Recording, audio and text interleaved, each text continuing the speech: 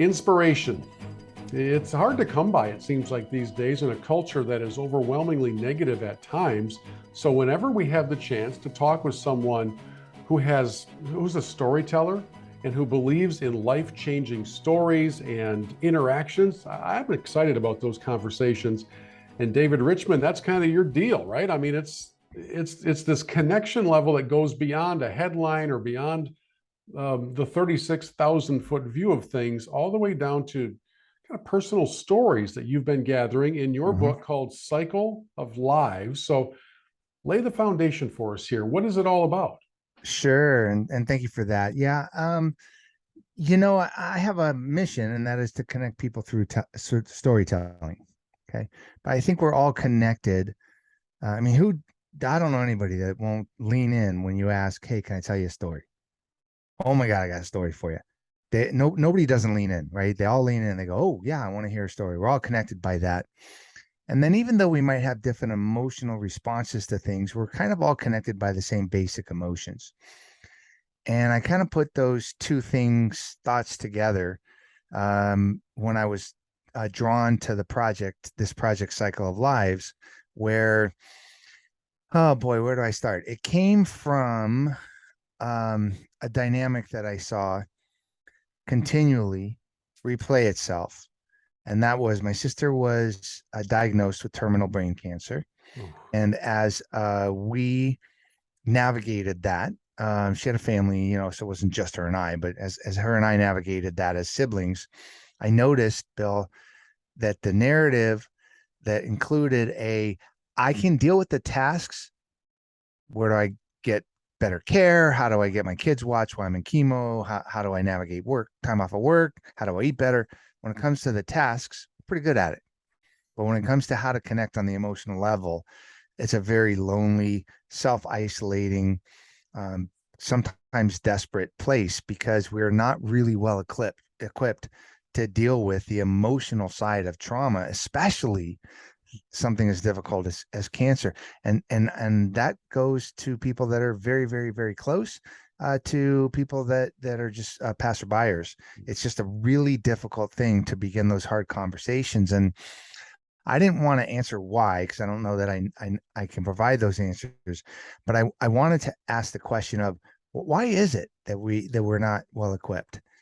And I think by exploring these stories in the manner in which I did, I maybe gave some insight into the human condition so that we can all have a few more tools on our tool belt in order to start those hard conversations.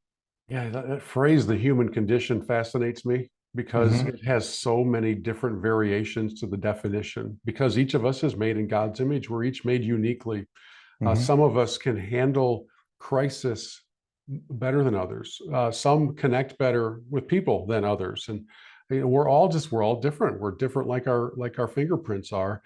And as you gathered together, let me kind of make sure everybody understands that David's book is called Cycle of Lives. hmm Cycle of Lives, 15 people's stories, 5,000 miles, and a journey through the emotional chaos of cancer. Um, we got to talk about this 5,000 miles thing here real briefly. This is Right. it's not like David just sat in his office with a pipe and a nice soft glow of a lamp and a keyboard and banged out this tome about people's stories and the journey of cancer. You rode a bike for 5,000 miles. Do I have this right? Yeah, nearly 5,000 miles. So what I did was, what I wanted to do is I didn't want to embark on a project in which was one or two or three dimensional. Okay. I wanted to go as many perspectives as possible. So um, I wanted to get young people, old people, people that encountered cancer when they were young, people that encountered cancer when they were old. I wanted people that only had a fear of cancer versus people that had lived with cancer their entire adult lives. I wanted survivors and I wanted oncologists. So I wanted all of as many different perspectives as I could get. And then um, weaving these stories, weaving trauma, weaving the emotion in it, because I also want people that had different emotional responses, different childhood traumas, different young adult traumas, so that we could get the most complicated um, view of human condition related to this idea of the traumas that affect our ability or our inability to navigate the emotional side of cancer, whether it's a doctor, patient, whatever. So in order to then connect the story, I needed to kind of ride my bike to the PI. So I interviewed them for a couple of years. So some of them a couple of years, some of them less than that, but many of them I interviewed for a couple of years. And then when I was done interviewing them, I got on my bike and I said, well, let's go see them for the first time. And so I kind of zigzagged my way across the country from California to Florida and then down Florida and across and then up to New York City, zigzagging my way so that I could visit hospitals and also see as many of the book participants as possible, because I felt like that was another way to connect the stories. So the 15 stories are interspersed with a brief narrative of the people I met along the way, and some of the stories that accompanied that, the meeting of these great people along the way, and then also a tiny bit of navigating my own emotions over losing my sister. So that's the in between, the little break between the 15 stories. I'm guessing it's a safe assumption that you enjoy riding your bike. I don't know if you've heard of this, but there are vehicles. There's like Uber, Yeah. there's airplanes, and so why did you choose that method of transportation? Was it for your own therapy through all of this? Because obviously you could have, Mhm. in a more efficient way, gathered the stories. Why the bike ride? Yeah, it's a great question. So this was my sister was diagnosed with a terminal brain cancer in 2003 or four, about 2003. And at the time, I had kids that were just turning five, my twins, and I was in a very abusive, um, very unhealthy marriage, very stressed out in life. Was a smoker, was overweight, stressed out, kind of didn't have any sense of who I was and who I wanted to be. And I went through some major changes. And what helped me transform from that person I just described to somebody who had purpose and intention and authenticity and connectivity to himself and the people around him, the thing that got me there was endurance athletics, for exactly the reason that you mentioned. It's very contemplative in nature. Hmm. And so I knew that my writing process, I knew I wasn't writing the stories as I was talking to people, because I didn't want to write the story for them. I wanted to hear their story and then write it. But I needed a safe place and a quiet place to let my brain kind of muddle together all the ingredients and come out with the story. And then also, it's very contemplative in nature with regards to how you process emotion and how you deal with things psychologically. I also wanted to meet people along the way to either enhance or maybe to reflect my theory that we never really know what people are going through or what they have gone through. And I, my theory going into it was that, add to that, who hasn't dealt with somebody in their life who's had cancer, and who hasn't dealt with this idea. I don't know what to say. Like I don't know how to have the hard conversations with them. Yeah. And so I wanted to go on this kind of hardcore, draining, self therapy, you know, kind of break you down to your rawest form event where I would meet people in the most raw of circumstances to try to determine whether or not I was right and in my assumptions. And so that was part of the motivation. Yeah, and just so everybody knows, it's not like David walked into Walmart, bought a bike, and went for his first ever ride, and it was Right. 5,000 miles long. So, just a few of your athletic accomplishments: over 50 triathlons, including 15 Ironman distance, more than 50 runs longer than marathon distance, several 24-hour runs, which I find mind blowing. Yeah. I don't know when you sleep. You An don't. 85-mile run in Mexico during the summer, four consecutive marathons from Santa Barbara to Manhattan Beach. So, and then the bike ride here. So it's Yeah. not as if this kind of a endurance test was new to you, and that's I think an important part of the story, so that somebody who's listening to us now doesn't say, "I have an idea. I need to get a bike. I'm going to ride for. Don't let that be the first thing you ever do on a bike. No, and actually, even with what would be like 15 years, I went on this bike ride, 8 or 10 years after my sister died, and several years after I started the project, it just by the time I got to the point where I could do the ride, I mean, even then, I'm putting in 120 miles a day for 41 out of 45 days, and it took me, Bill, it took me a year to recover. I mean, I was not myself for a year after. It was really, really physically taxing. Yeah, one would think so. And at the same time, as we in our conversation kind of turn the corner to what you discovered on this Hmm. journey, there are a lot of people listening to us right now or watching us, um, and people who will get your book who have at one point in their lives heard the words, the diagnosis is positive, you've got cancer, Hmm. right? And it could be, in the case of my family, thankfully it was caught very early. It's very treatable. We're getting ready right now for radiation in the month of October. And if all goes well, that should be it.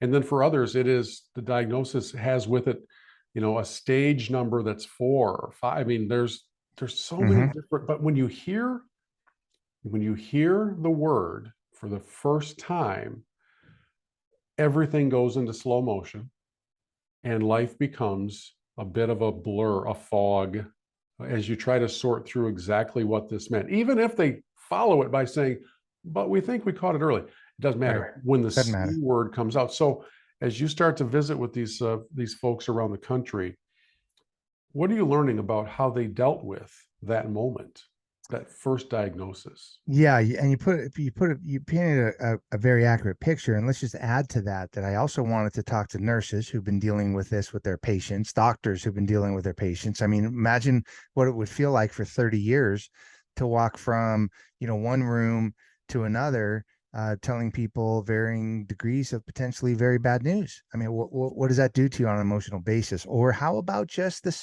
simply you're an entrepreneur, you own a business, and now you have a lot of employees, and all of a sudden one of your employees comes to you and says, hey, you know what, listen, I need to let you know I'm going to be out of work for a while because my kid just got diagnosed with cancer.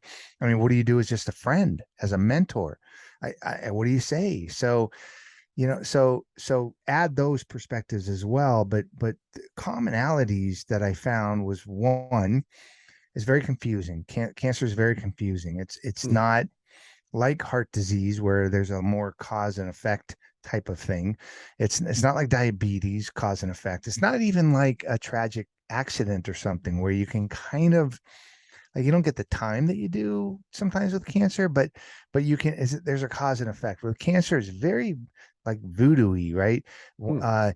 Who doesn't know that the old lady that's 98 years old, drinking a whiskey and smoking cigarettes, saying, hey man, the only thing that keeps me alive is eating a plate of onion rings every day, right? And then who doesn't know the next person who never smoked, is healthy as heck, goes running every day, and all of a sudden ends up with stage 4, metastatic cancer, right? It's just don't know.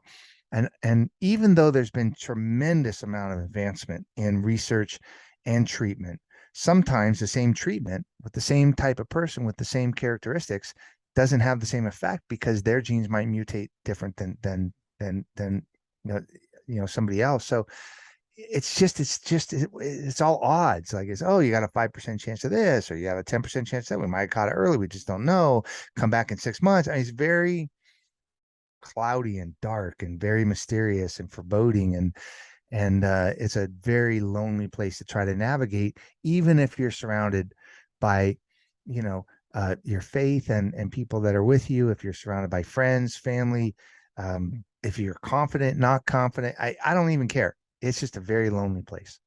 Yeah, and I'm fascinated by the two different sides of it, the patient side and the professional caregiver side. Mhm. And in just a few interactions with my wife going to these appointments, we have come away so blessed by such kind-hearted people. You said, what would it be like for 30 years to go from room to room to room to deal with all this? I can't wrap my head around that. Mm-mm. And yet, as recently as just a couple of days ago, a very dear older lady by the name of Vivian couldn't have been kinder in an initial meeting regarding radiation. And I still remember very, very clearly, and I hope to remember for a long time, the moment when she just put her wife on my, put her hand on my wife's shoulder and said, "You just need to know you're going to get through all this. And I'm going to be right here with you all Mm. the way." And I sat there like, where does this happen in our culture anymore? It's all too rare. And maybe David, maybe the cancer setting is one of the great remaining vestiges of decency that we have left. It, it is, but it can also be built a very lonely place because who Yeah. cannot identify with this? And maybe I'm speaking for too many people, but I'm going to guess that everybody listening to this and everybody that we all know that could have been listening to this can answer this question with a yes. And the question I'm going to give you is this. You know someone who's going through something incredibly traumatic and really difficult and something that you probably can't wrap your brain around. And maybe it's been a little bit too long since you've reached out to them because you're not quite sure what to say. You don't want to make them feel guilty. You don't want to bring them down. You don't want to sound like an idiot. I mean, and then enough time goes by where you go, so much time's gone by. I feel awkward asking. Now I feel awkward. And then, oh my God, last time I asked them and I knew they're going through something difficult. And I said, what do you need? What can I do for you? How can I be there for you? And they go, no, I'm fine. Then you go, oh, wait a second. Was I supposed to not? Yeah, it's a Right. delicate dance, isn't it? It really is. You just don't So want to say the who wrong can't thing. answer yes to that question? I think we all can. And Yeah. that leads me to the point of it can be a very lonely, very isolating place where people can feel abandoned, where they can feel like nobody gets me, or I don't want to bring others down, so I'm not going to let them get me. And it can be again the emotional side of things. Just don't we're just not so easily like motivated to go into those hard dark places Yeah. because of all the factors that I just mentioned. Like, man, it's hard. Hmm. It's hard to ask somebody, how are you feeling? It's hard to say to somebody, I'm going to put my hand on your shoulder and say I'm there for you. Like I'm there for you.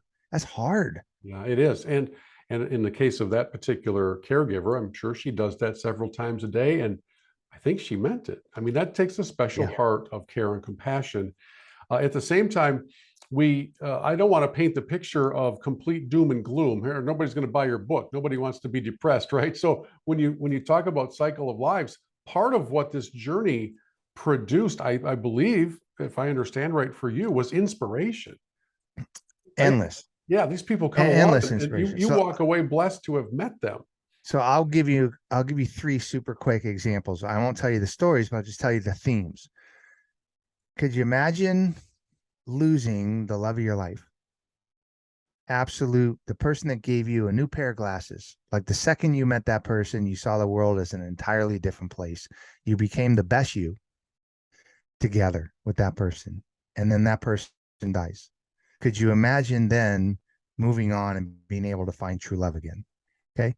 That's inspirational to me. How about another one? The bastion of health, just absolutely fantastic. Doesn't have any reason to believe that they got the cancer for any other reason than they're being spited, and makes her stray very far from her faith until 10 years later something happens that brings her faith coming crashing back down into her life in the most beautiful, comforting way ever.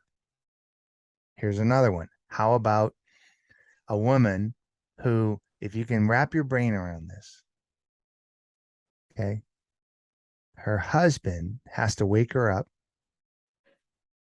She had been checked into a mental institution because she knew she was going crazy. And her husband woke her up and told her, darling, we got to wheel you into surgery. They found a grapefruit sized tumor in your brain. You might not survive the, the surgery and see our 6 kids again. but I'm the one here to tell you that. And for her to break down in tears of joy and gratitude and say, thank God it's cancer and not me, that's inspirational. So uh, each one of the stories is very uplifting. Some of them are heavier than others, but they're very uplifting. They're very comforting. They're very inspirational because they evoke the emotions that all of us have in trying to just figure out how to go from today till tomorrow the best way that we can, going through all the crap that we all have to go through. And it's just to know that we're not alone.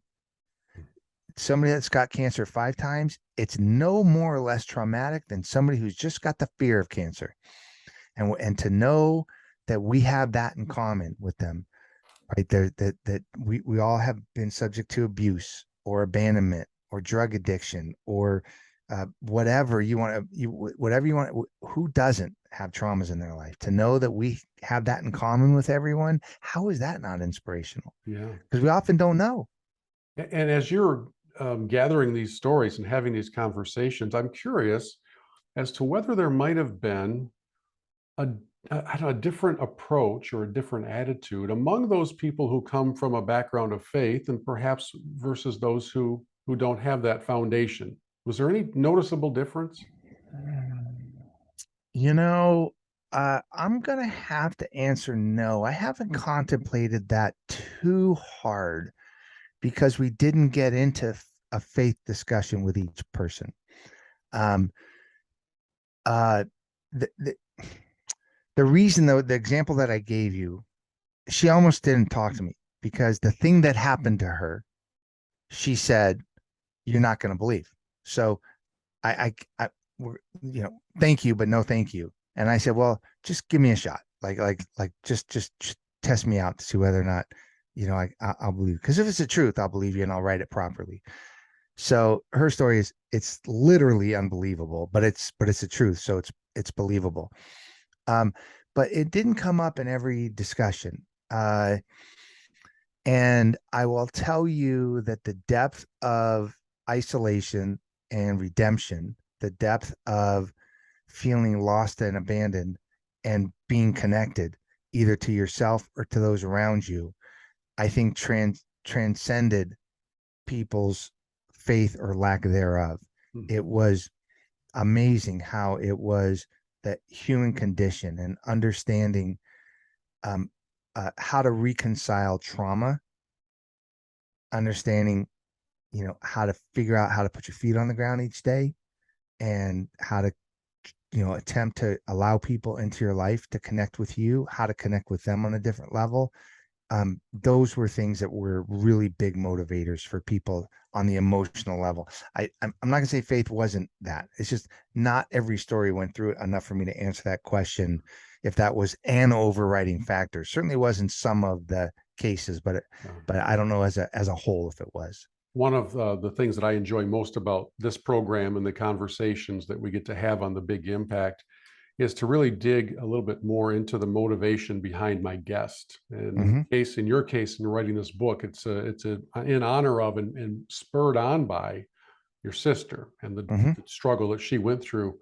I would love to kind of learn more about your sister Oh, that's and kind nice. of meet her. What was she like, and how did she torment you as a little brother?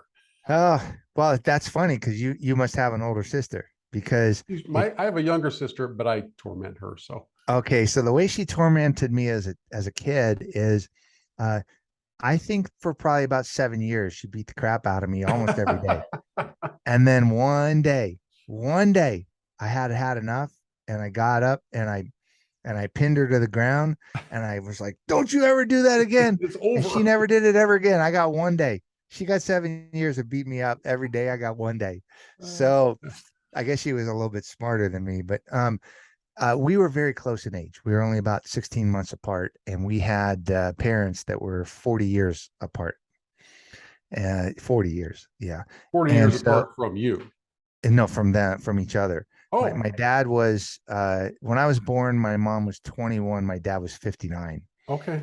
So big age difference. So, but my sister and I were very close in age. So we had one parent that was too young to want kids, really didn't want them anyway, really didn't like them. We had another parent that was too old to have kids, really didn't want them anyway, really didn't like them.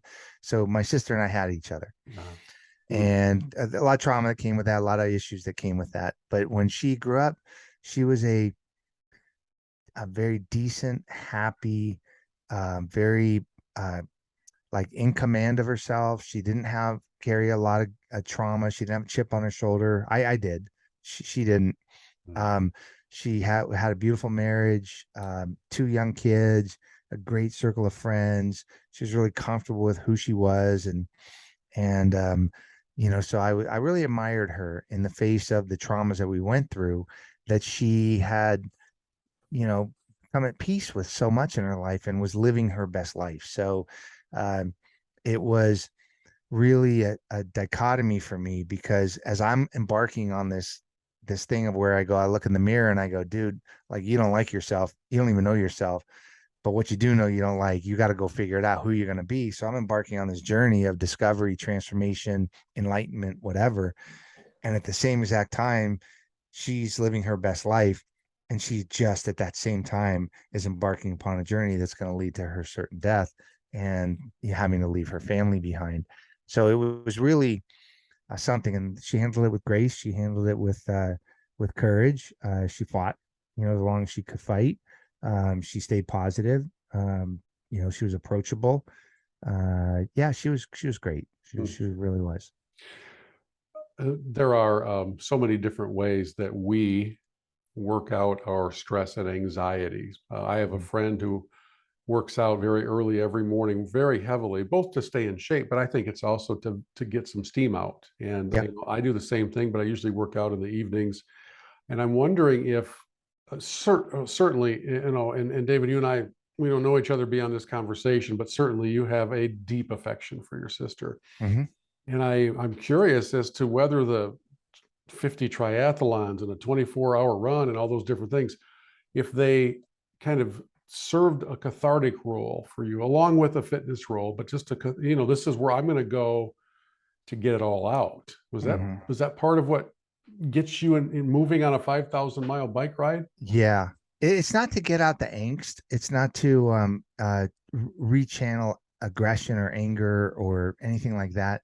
What it became for me, and I had no idea going into it, Bill, but what it became for me is this place where I'm like, oh, this is the contemplative space. This is where I get to work stuff out of my head, Hmm. where I can figure out, are there answers to questions that have been tormenting me? Are there are there places for me to be able to ask myself questions that I've been avoiding? So I've solved a lot of, trust me, when you're running for 12 hours in the desert, you can solve a lot of problems. I mean, you might encounter a few, but you can solve a lot of problems. Do you, you know, from a practical standpoint, as a writer, it's hard to run and then pull out a notepad and write things down. I don't know if you have a recorder or if you know, if a thought comes to me, I know it's not going to be there very long, so I want to try to somehow get it down so I can expand on it later on. What did you do with all That's the moments of inspiration that came to you during those so days? that's a beautiful thought. But again, endurance athletics, what it does is it peels away all the layers of distraction. So I'll give you an example. Hmm. One time I had a 50-mile run. It was happening in the last weekend in June in Vegas. So you can imagine the heat Oh my level. It was word! ridiculous. I think it was 118 that day. It Of was course, but it's completely a dry stupid. heat, you know. Yeah, but it's a dry heat. So so stepping into the dry heat. Yeah, So exactly. uh the race starts at 6:30 in the morning. I showed up late by about 5 minutes. So I'm racing to try to catch the pack, as it were. The first quarter mile is uphill. And as I turn the corner on the first quarter mile of a 50-mile race where I'm running late and I'm all stressed out, I turn the corner and somebody is holding up a sign saying it's only 93 degrees out. And I start cursing and I'm like, are you kidding me? It's 93 degrees out. It's 6:30 in the morning. I'm late to this thing. They got to put a quarter mile uphill. What the heck? And I start complaining. And I go, wait a second, my man. Like you signed up for the race. And nobody told you to do it. You need to do it. You need to change your perspective. Like seriously, change your perspective. And I thought, Bill, I went perspective. Hmm. Okay. So like in the movies, when it's shot from a different perspective, and then I started going through all the famous directors that I loved their movies, and I said, oh, this is the perspective that they use. And then I said, well, then you books, authors write from the perspective of a first person or third person, and the I versus the you, and all of this, and then I started saying, well, how about perspective as in, like, what does it mean? And how can you spin something positive that's negative? And like a beach ball, like I see it red, you see it green, he sees it white, because wherever our perspective is from, that's what we see. But if we twist it, it changes. And I'm doing this exercise. Okay.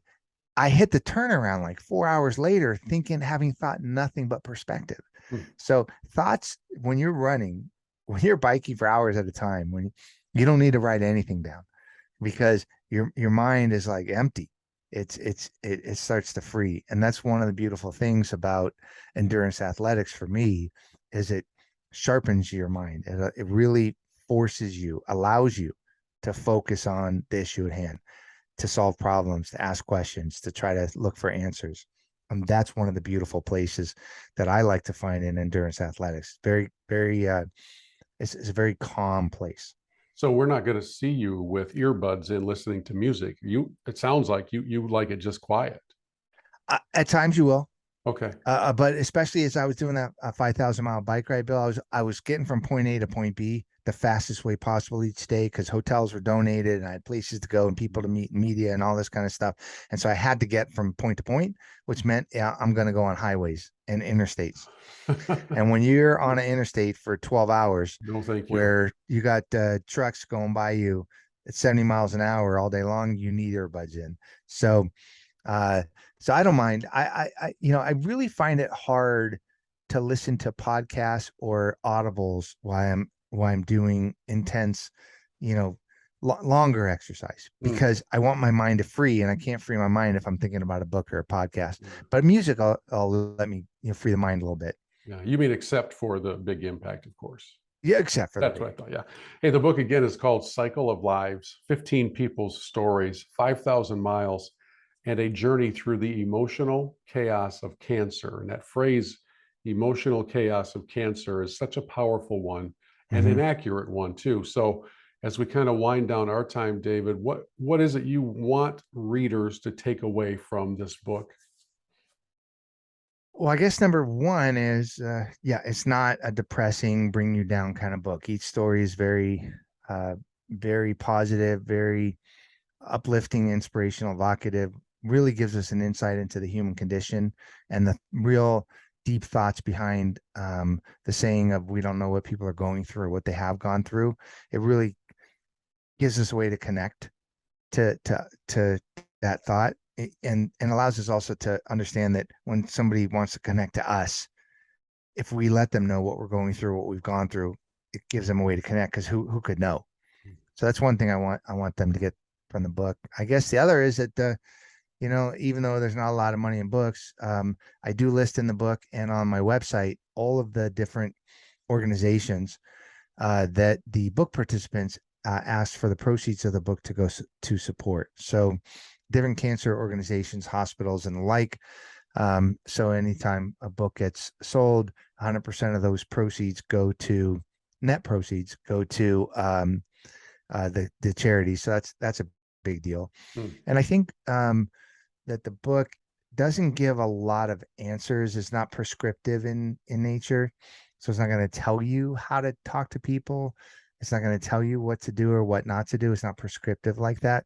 But what I think you'll get from a lot of the themes with all the stories is, a few kind of universal themes. One is sympathy does not help. Saying you're sorry doesn't help because it's not your fault. Um, Puppy dog eyes usually don't help.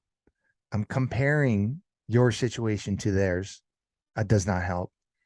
What does help is oftentimes is just providing people, even if it's for a brief moment, a safe place where you're listening, where you're asking, logical and emotional questions, where you're not there to solve the problem or to make it better, but just to provide some relief and some authentic connectivity.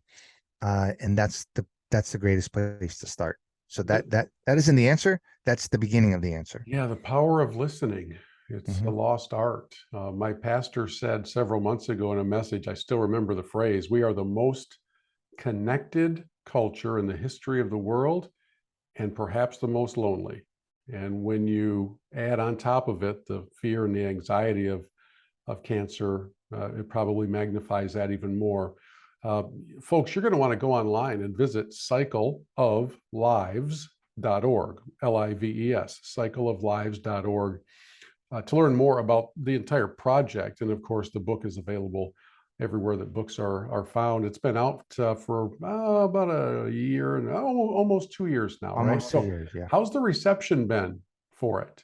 It's great. It's hard because a million books come out every year, and Right. some of the more salacious kind of headline grabbing news authors themes usually attract a lot of the book buying. I'm not somebody who got a $25 million advance to come up with a story that's completely contrived, That somebody else but wrote.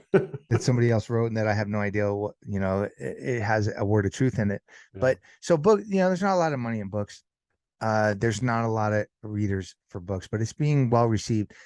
In when I just got a ton of great reviews recently, and they're very, very moving, very touching. But one of the best reviews I ever got was a guy who was a gastroenterology oncologist for 30 years. Put that basically dealing with nothing good. Okay. And he quit being a doctor after 30 years to start a foundation, does a lot of work giving and supporting others. And he wrote me this beautiful email, and it said, "Dear David, I read your book twice back to back." He said, "The first time I read it as a physician, and I was left with every story in horror because I realized I was a terrible physician because I had no idea what my patients were going through on the emotional level." Maybe he was a little hard on himself, but that's what he wrote. And then he said, "The second time I read it as a human," and he goes, as a person and not as a doctor. And he said, "And I was just touched by the true depth of what people go through." And I thought to myself, now that is a review, right? As a doctor, he had no idea what people were going through on an emotional level. He did this for 30 years. And even then, going through and reading it as a human, as just a person, he goes, the depth of what people have gone through and what they are going through was just touching and moving. And I thought to myself, man, oh man, that's a review. So he really understands the meaning behind that idea of, you just don't know what people are going through. So if you have the opportunity, connect with them in an authentic way, if you have the chance. It's a really good way to wrap up our conversation. And thank you for the insight and for sharing your sister with us a bit. And hopefully we will connect a lot of people with the book Cycle of Lives. We'll put a link to it in the podcast notes. And David Richman, I have a feeling that not only do you have many more days of long distance marathon and biking, but many more days of inspiring people and helping them through some very difficult times. So thank you. Thanks for sharing. You're welcome. Thanks for giving me a platform and for doing all the good stuff that you're doing. I really love the messages, and thanks for the opportunity.